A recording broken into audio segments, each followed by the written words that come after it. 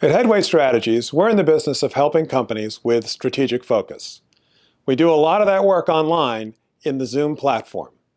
Now that all of us have to use it, we thought we'd share with you some of our trusted tips and techniques.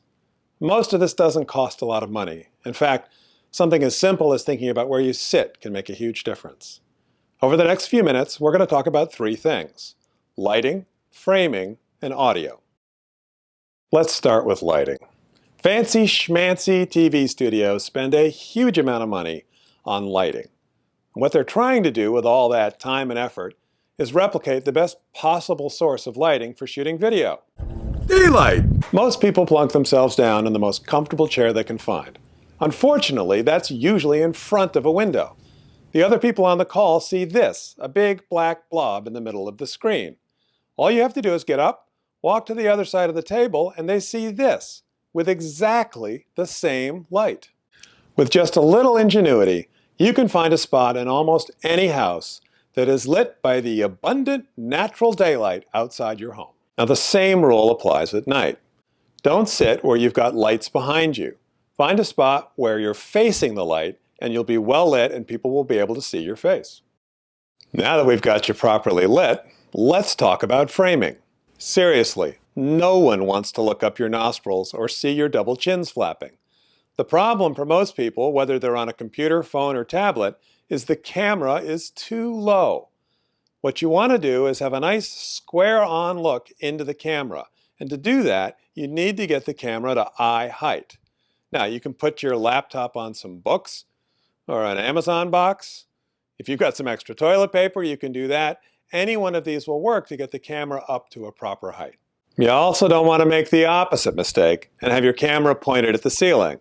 That's just plain annoying. If you're properly lit and properly framed, what's behind you in the room is less important. The goal is to make sure people can see you. Now, I think it's great that people can dial in from their tablet or their phone. But if you do that, keep the camera still. It's really aggravating to have the camera bouncing all over the place. Now, audio is much simpler. For Zoom purposes, the built-in audio on your computer, your phone, or your camera is good enough. But a couple tips. If you're calling in from a phone or tablet, don't cover the microphone with your hand. We can't hear you. And the second one, if you're not talking, find and use the mute button. You don't want to be this guy. No, the wart cream is right beneath the earwax kit. These simple lighting, framing, and audio tips are all you need to look pretty darn good on Zoom. But here's a couple of extra tips if you want to take it a step further. Having made yourself look good, open up your settings menu and go to the video tab. If you've got a high-speed internet connection and a good camera, enable the HD feature. You'll look a lot crisper on the other end. Second, you can use the Touch Up My Appearance feature. It won't do this, but it will do this. If you want to take your lighting to the next level, you don't have to spend $300 or $400. For under $25, you can create a nice lighting rig. Get yourself a couple of clamp lights and a couple of LED daylight bulbs. Clip them to the top of the monitor and aim them at the wall behind the computer. You'll get some nice scattered light and a good even lighting across your face. If you've spent any time in Zoom, you've seen people using those fancy virtual backgrounds. Sometimes it works, but a lot of times it doesn't. If you want to guarantee that it works, you need a green screen. Now, the good news is, any large piece of green or blue cloth straight behind you will do the trick. Most people use green because people don't wear a lot of green. If you're wearing green, things are going to get a little weird.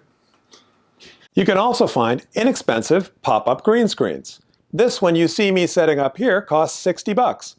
And it folds up nicely and slides in behind my file cabinet. With a green screen, you can be in front of your company's logo, in a forest, at launch control, or if cats on flame-breathing unicorns with pistols is your kind of thing, knock yourself out. One final note. If you're on a call and someone's got a low-speed internet connection, encourage them to turn their video off. Video takes anywhere from 10 to 20 times as much bandwidth as audio only.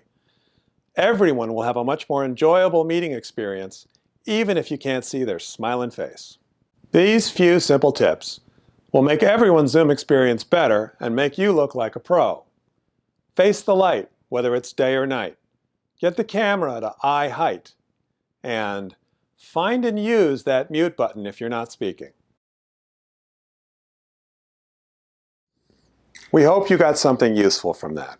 In these uncertain times, it has never been more important to have your leadership team aligned. And yet, with your leadership team scattered, you can't just call a snap offsite. Headway Strategies has conducted virtual offsites. Over 100 companies have trusted us to help them craft a plan for moving forward in uncertain times. Contact us today for more details.